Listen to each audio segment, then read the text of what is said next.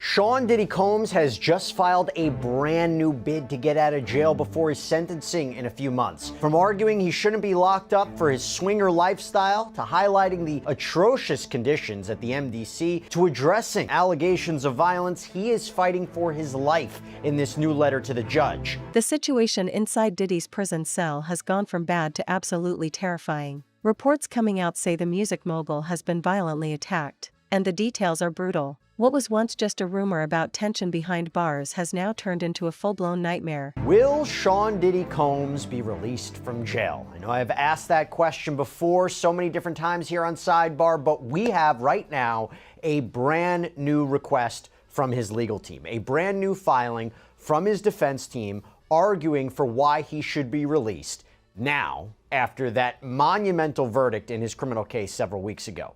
The circumstances have changed. And I will tell you what, we did an interview a few weeks back that kind of previewed why and how Combs could be released. It was a bail bondsman that is apparently working with Diddy's team behind the scenes. I'm going to get to that a little bit later. But what I want to talk about right now is this latest letter from the defense to the judge overseeing this case, Judge Arun Subramanian. Remember, this comes after a jury of Combs' peers found him not guilty of racketeering conspiracy, not guilty of 2 counts of sex trafficking, but they did convict him of 2 counts of transportation to engage in prostitution. He's set to be sentenced on October 3rd. Technically, he could face up to 10 years in prison on each charge. Highly unlikely. Think maybe you might be looking at somewhere to 2 to 5 years potentially, but he could also get time served and be released, although that also seems unlikely. I'll talk about that a little bit later too. But initially, after the verdict, right after the verdict, his defense team petitioned the court that he should be released. He was just acquitted of some very serious charges. The judge denied it. The judge denied Combs bail once again. And remember, this comes after he was rejected bail multiple times since he was arrested back in September of 2024, highlighting the severity of the charges, the violence, and so forth. But now, this is different. Now, what is the defense arguing? I'm going to go over all this in the new letter. I'm going to give my take at the end about whether or not it's going to be successful and whether or not he will actually be released before sentencing in October. So, the defense begins by arguing that Sean Combs should be released in advance of sentencing, and the court has the power to do this. They have the authority, among other things, because you can clearly show, quote, that there are exceptional reasons why such person's detention would not be appropriate. So, what are those exceptions? What are those reasons? What are those circumstances that are exceptional? They highlight several things that we're going to get into. That the charges he was convicted of, we're going to call them the Mann Act violations. That's what it's called under the law. They're not as severe, they're not as egregious as other convictions in other cases. That the sheer fact that he's locked up at the MDC, the Metropolitan Detention Center, for the past 11 months, that in and of itself is a reason for him to be released. These are all exceptional circumstances, and I'm going to get into all the arguments. But first, they highlight the standard. And they argue that to be released under federal law, you need to show 2 conditions. First, the district court must find by clear and convincing evidence that the person is not likely to flee or pose a danger to the safety of any other person or the community if released. Second, it must be clearly shown that there are exceptional reasons why such person's detention would not be appropriate. Now, clear and convincing evidence is a lower standard, by the way. It's not like beyond a reasonable doubt. Anyway, basically, you have to show he's not a flight risk, he's not a danger, and you have to show there are particular, exceptional, unique reasons for why detaining Combs is wrong. We're going to start with the exceptional reasons justifying his release. And they begin by trying to define, well, what exactly is exceptional circumstances? What does that mean? And they argue that case law suggests a court has a lot of discretion to determine whether a particular set of circumstances qualifies as exceptions. And they say, look, Sean Combs, his case, so different from other ones. There has never been, according to them, a Mann Act prosecution like this one before. And this is how they lay it out. Quote, there has literally never been a case like this. And for Diddy, it's life or death. Sources say he's been left severely injured, barely able to move, and is now fighting to survive in a place where mercy doesn't exist. This attack wasn't random, it was personal. From the very start of his sentence, Diddy's presence behind bars stirred chaos. Other inmates didn't respect him, the guards didn't trust him, and there was constant talk that someone was going to make a move. But no one expected it to happen this soon or this violently. According to insiders, It all went down late at night when most of the prison was supposed to be quiet. Diddy was returning to his cell after a brief medical check when a group of inmates reportedly cornered him. It happened fast, no warning, no chance to react. Within seconds, fists were flying, shouts echoed through the corridor, and before guards could even reach the scene, Diddy was already on the ground, bleeding. Witnesses say it wasn't just a beating, it was a message. The attackers knew exactly what they were doing. One of them allegedly whispered something before walking away. Something that made it clear Diddy's reputation on the outside means nothing in there. Whatever power he thought he had, it's gone. Quote, missed Paul. When asked why she said that, she responded, because I did. This was a lifestyle, one that both Miss Ventura and Jane chose. One they all, as grown adults, had a right to choose. Like many aspects of sex and intimacy, it was not without its complications, its bouts of jealousy, and at times, its frustrations. But that is a hallmark of any serious romantic relationship, and that is what these were, serious, long-term romantic relationships. By the way, not surprising they're really focusing on this because, again, he was acquitted of sex trafficking. They highlight how the jury didn't find sex trafficking of Jane or Cassie, that it didn't occur. There was no force, fraud, or coercion that was used to induce these women to engage in commercial sex acts. For transportation to engage in prostitution, what he was convicted of, the prosecution didn't have to prove that violence was used or that fraud was used or threats were used. It was just, did you transport these women and men for the purposes of sex work, commercial sex acts? And obviously the jury convicted him of that. And they highlight all the jury found was that there was prostitution, payment of porn stars and escorts. And they highlight that he is a swinger, or under the Mann Act, a John. And they argue he doesn't deserve to be locked up for this. Quote, Sean Combs should not be in jail for this conduct. In fact, he may be the only person currently in a United States jail for being any sort of John, and certainly the only person in jail for hiring adult male escorts for him and his girlfriend when he did not even have sex with the escort himself. Over the last 75 years, the White Slave Traffic Act has been limited to defendants who cause interstate travel for financial gain through the business of prostitution. That Sean Combs remains in jail for being convicted of being a customer of consensual adult sex services makes this case truly exceptional. Not only is prosecuting the users of adult prostitution services inconsistent with the Mann Act, it's inconsistent with the prosecution policies of the district attorneys of Manhattan and the city attorney of Los Angeles, California, two of the three locations where this prostitution allegedly took place. In addition, Mr. Combs is incarcerated while everyone else involved in this identical conduct, his girlfriends, the cowboys, the agency leaders, the porn stars, and others, walk free, as they should. If there was ever a fact pattern that was exceptional under the Mann Act, it is this one. And then they move on to another argument, that the Department of Justice, the DOJ, has usually only charged Mann Act violations when there's financial gain. And they even cite a number of cases in the Southern District of New York, where Combs was prosecuted, that apparently involved defendants that set up a prostitution business for profit. Again, trying to distinguish between Combs' conduct and these cases. He never did any of this for profit, they argued. And they even cite the 1953 U.S. Attorney's Manual that says, quote, as a general rule, prosecution should not be instituted in the so-called non-commercial cases. And they claim the Department of Justice manual today, quote, makes clear that the prosecution of customers involved in an 18 U.S.C. 2421 offense, like Mr. Combs here, is now limited to prosecuting those who engage in commercial sex with victims of sex trafficking, in addition to those who otherwise perpetrate or facilitate human trafficking offenses. And in the absence of any sex trafficking charge, however, it is clear that the standalone Mann Act counts never would have been prosecuted. That seems true. I think you ask any legal expert, they will say if all the government had against Sean Combs was the transportation to engage in prostitution charges, just the prostitution charges, they probably wouldn't have gone after him. They coupled. When the guards finally pulled him out, sources say the scene was disturbing. Diddy could barely stand. His face was swollen, his ribs were bruised, and blood stained his shirt. Medical staff rushed him to the infirmary, and though officials haven't released full details, insiders claim his injuries are serious. They're calling this one of the worst assaults the prison has seen in months. The big question now is, who ordered it? Because this wasn't some random fight. It wasn't about a stolen meal or a bad look. It was targeted, and there's speculation that people both inside and outside the prison wanted this to happen. Some say it's payback, for the enemies he made, for the arrogance he carried, for the secrets he tried to keep buried. Others say it's about control, that someone powerful inside wanted to send a message that Diddy's not above the rules.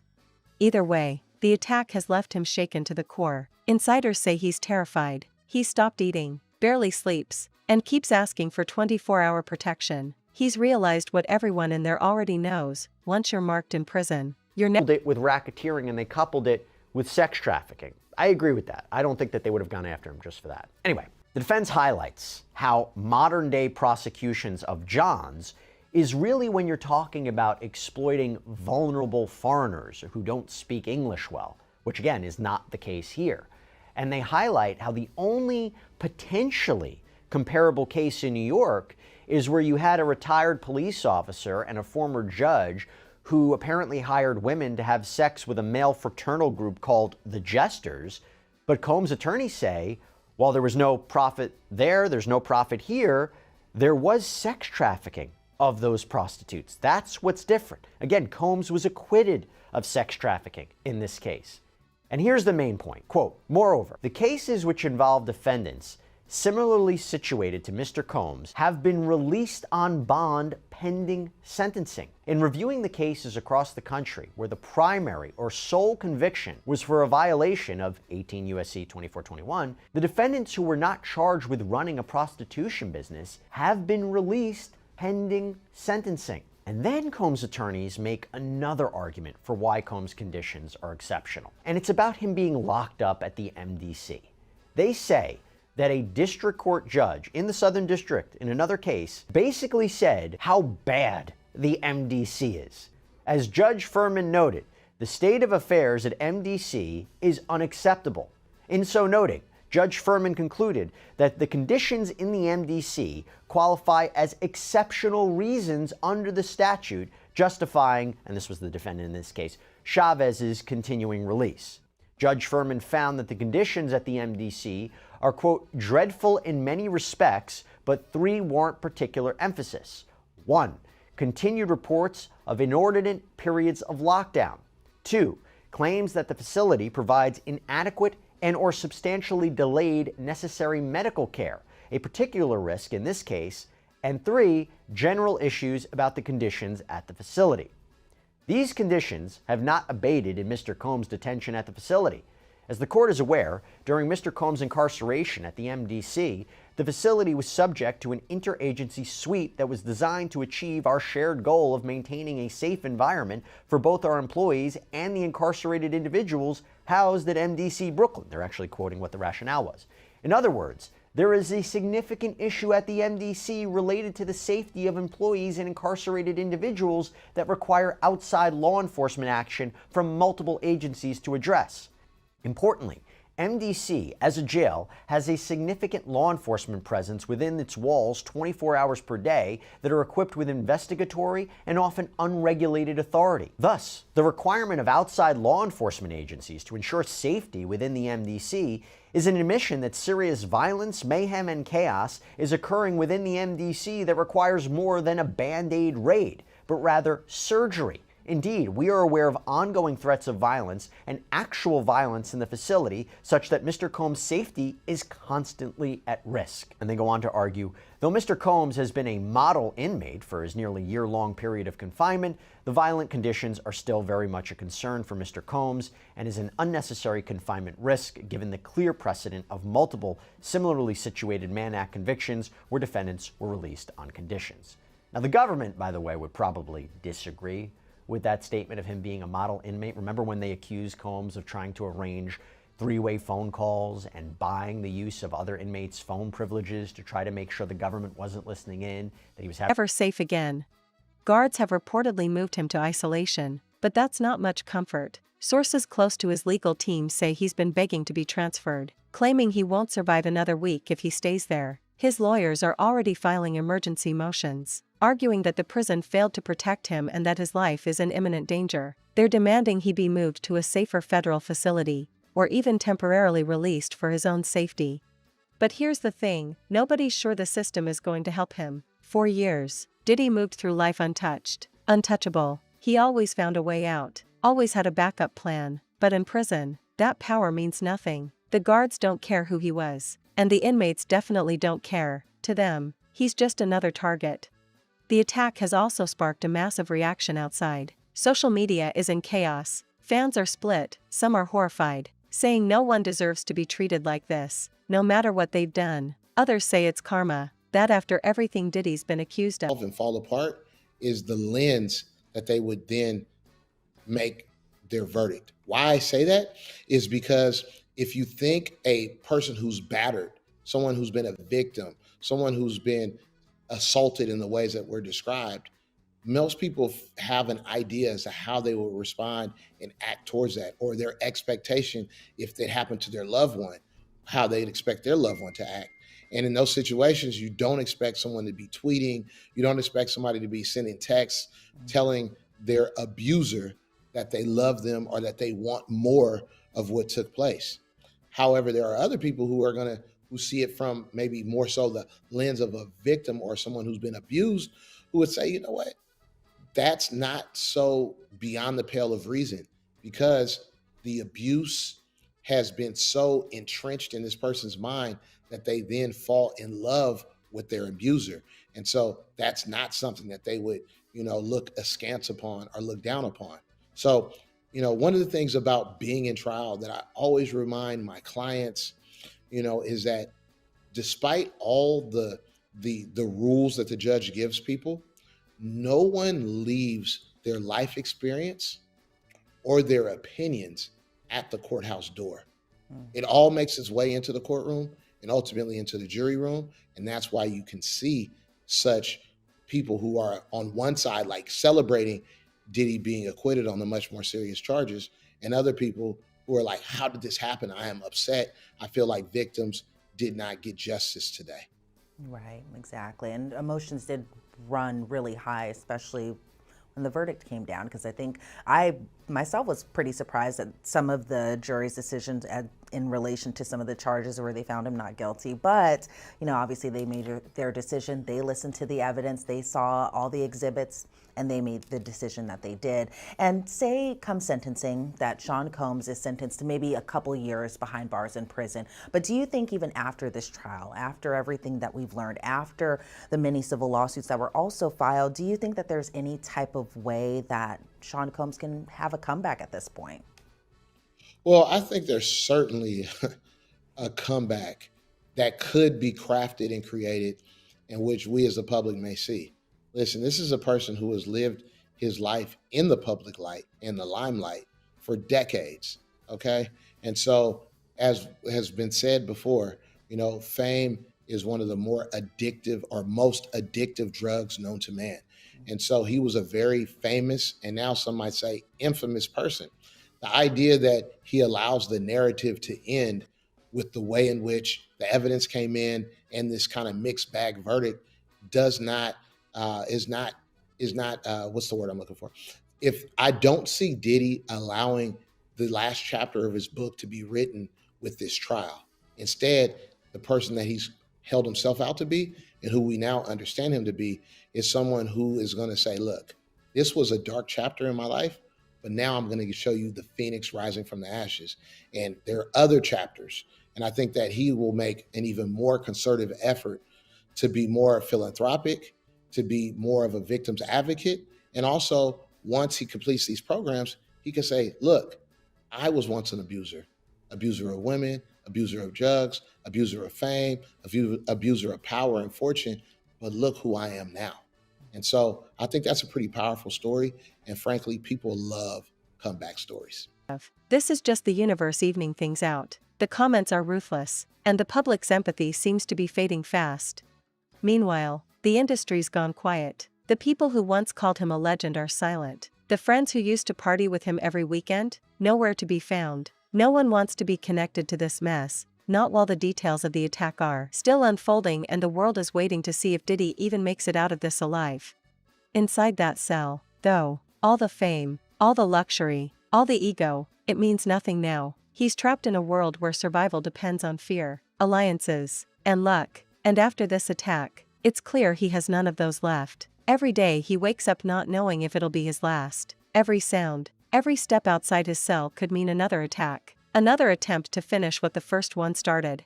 His legal team is trying to paint the situation as desperate. They're saying his injuries are far worse than what the prison is admitting publicly. One lawyer even claimed that Diddy hasn't fully regained Yeah, they do love a good comeback story, but I'm curious, in your opinion, do you think that this is all just for maybe a showmanship, or do you think it's all for PR so that way, Diddy can walk out of MDC Brooklyn or possibly a potential prison and just be like, you know what, I am a changed person. But also in that same breath, what kind of message do you think that sends to victims out there who may have been abused, or something had happened to them by a high profile figure? They want to report this to police. They want to either go to maybe a civil lawyer, all of that stuff. But then after this trial, they are like, no, I can't do that. Look what happened in this case. What are your thoughts on that? Yeah. Well, there are definitely people who are victims advocates and victims themselves who think that this trial serves to kind of throw cold water, if you will, and chill victims who might want to come forward to express what happened to them, to initiate a criminal case, to initiate a civil case. They look at this case and say, at what cost is it to me personally to have to bare my soul, to only then be grilled on cross-examination, to have all of my intimate details bantied about, in the media, and then to be judged, and then go through all of that, and I walk away in some ways empty-handed. Now, that's certainly one way of looking at things, and there's a lot of credibility as it relates to understanding how someone could feel that way. The flip side, because remember, the scales of justice isn't just one side, there's two sides. The other side, if you will, is at what point in time does a person pay in full their price to society? And then once they've paid the price for their transgressions, at what point do you then look at that person and feel like, hey, you could be a changed person. You can redeem yourself. There's things that you can do to essentially prove to us as members of the public, as clients, as customers, that, you're a changed man. And so that's the hill Diddy has to climb. Whether he climbs that hill or not remains to be seen. But it's definitely a hill that's in front of him. And some might say it's not a hill, it's a mountain. It is a mountain for Diddy. I think it might honestly be Mount Everest. It's a large mountain for him to scale, for I think people to possibly forget in their conscious what we learned in this trial. And I remember when Sean Combs, we've been covering this since Cassie's lawsuit, since 2023, November of that year. And I just remember thinking that there would be some type of reckoning within the hip hop community, the Black community, as far as Me Too goes, something kind of similar. And I thought, possibly, and I think maybe other people thought so too, that maybe Sean Combs was kind of that person that would, bring about this kind of reckoning in the hip hop community as far as Me Too goes. But do you think that can still happen? Do you think that will still happen? Well, I think that Diddy's trial, served as a clarion call, a wake-up call, canary in the mine, so to speak, as it relates to, you could be as powerful, as popular, as wealthy as Diddy. I mean, keep in mind, he called himself Brother Love. He got the key to New York City in the months or the year leading up to all of this, right? Yeah. And he was sitting on what some might say is the highest pedestal. And look how far he has fallen. Mm-hmm. Now, at the same time, you have that going on. And so people can look, if you really look at the case, and not just the legal case, but the case in the court of public opinion.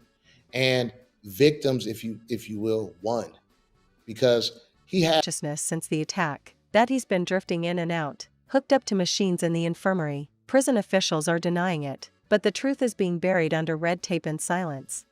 Sources close to the prison say this wasn't some random fight or argument gone wrong. This was calculated, organized, and meant to send a message. Ever since Diddy's sentence began, there's been a target on his back. Inmates don't see a superstar. They see a man who lived above the rules, a man with money, influence, and a past clouded by scandal, and in a place where power comes from fear. Diddy has none left to use.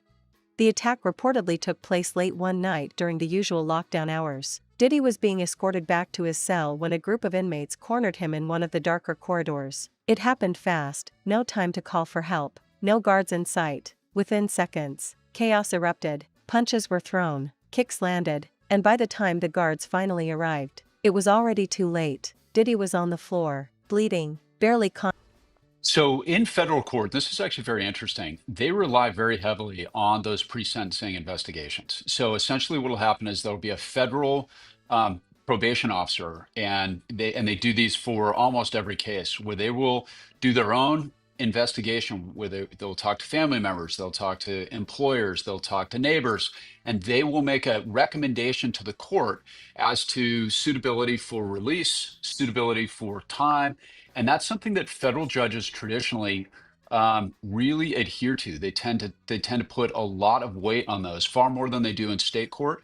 The probation department can make a recommendation, but the DA will certainly have more ability, most of the time, to talk a judge in or out of a sentencing recommendation from the probation department. Federal court is different. They really put a lot of weight on those. So that's something that I think is going to be very interesting. And a lot of that will come down to what the individuals involved in that investigation, even though it shouldn't impact their professional recommendation. It's really, I think we're going to see what they thought of the case. Did they think he got away with something horrific here? Did they think that he was getting railroaded from the beginning? I think that may reflect in the recommendation to the court, but of course we don't know what that is yet. I don't know. If I'm his defense lawyer, I'm kind of I don't know if I am pressing the gas on that, trying to make this thing go faster. I mean, it's coming up. It's coming up soon enough anyway. I would want to give them the time and not press them, because you don't want a probation officer or anybody in the federal system to feel like they're being rushed. Right. Because I think it's very easy to just go, okay, Yeah. screw it, the guy should stay in. The prosecution made the those point guys just yesterday. made- They said the point, like, we're not ready to give a really sentencing recommendation. We haven't gotten the report. There's people say, well, maybe he'll get time served, right? He's been locked up. There's other people say, no, the judge is going to throw the book at him. Even though the judge said yesterday, even though I'm denying him bail and I'm looking at certain conditions, this is not reflective or a preview of what my sentencing recommendation or what my sentence will be. But, are we looking at double digits? Are we looking, you think, at 1 to 5 years, time served? I know it's so impossible to ask, but it is a very specific charges he was convicted of. Yeah, we're not looking at double digits. Okay. I cannot imagine the court imposing that. And remember, because this law is so old, and we're in an age of Uber. So literally, somebody in New York City, a man or a woman who engages the services of a sex worker who lives in New Jersey, and if they pay for their Uber, that technically is a Mann Act violation. Okay, so it's a morality crime, and that it just does not carry the same weight. Will the judge say, hey, listen, multiple instances he was doing it, not one Uber, he was doing it multiple times. You have 2 alleged victims here, Cassie, Jane, and violence, right? He used violence as one of the reasons to deny him bail. I wonder if he's going to look at, even though he was acquitted of racketeering and sex trafficking, different characteristics and components of his relationships with Jane and Cassie, and say, this is aggravated. It's a very interesting question. Can the court aggravate nonviolent offenses that he was convicted of, which are the Mann Act violations? Can he aggravate those when he was acquitted of the more serious charges, essentially acquitted of everything that involved violence, threats, all of that sort of thing? So It's a very, very interesting legal question. Real quick, asset forfeiture. What is that exactly? How would it work with Mann Act convictions? I just don't see the feds having it being on very strong ground to Conscious. Insiders say his injuries are severe: multiple bruises, fractured ribs, deep cuts on his face and arms. He was rushed to the prison infirmary under emergency conditions, and some reports even claim he had to be transferred to an outside medical facility for treatment. Whatever the official statement says, it's clear this wasn't just a fight, it was an attack meant to break him physically and mentally. And now, Diddy's reality has hit rock bottom. Gone are the days of private jets, million-dollar parties, and entourages that followed his every move. Now, he's surrounded by concrete walls, steel bars, and people who couldn't care less who he used to be. The same confidence he carried on stage, the same swagger that defined his career, is gone. In its place is fear, pure, raw fear. The other inmates have reportedly been whispering about him for weeks. Some say they resent his arrogance. Others claim he was trying to buy protection from the wrong people. Whatever the truth is, the outcome is the same. Diddy's no longer safe. Even with guards watching, even in isolation, the threat never really disappears. And that's what makes this story even darker, because no one knows how bad it really is. No one outside those walls knows the full extent of what's happening to him. All we have are fragments, whispers from inside, leaked reports, and the sound of a man's world falling apart.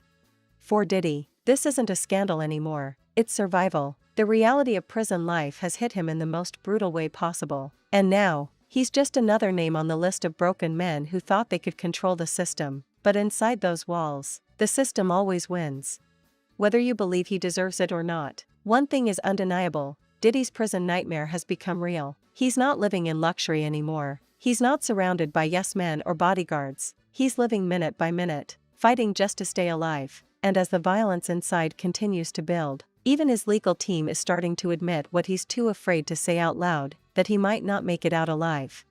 What happens next will determine everything: his future, his safety, and maybe even his legacy. Because this attack isn't just another headline, it's the moment where all the fame, all the arrogance, all the power finally met its breaking point. And for the first time in his life, Diddy's not the one in control, he's the one begging to survive.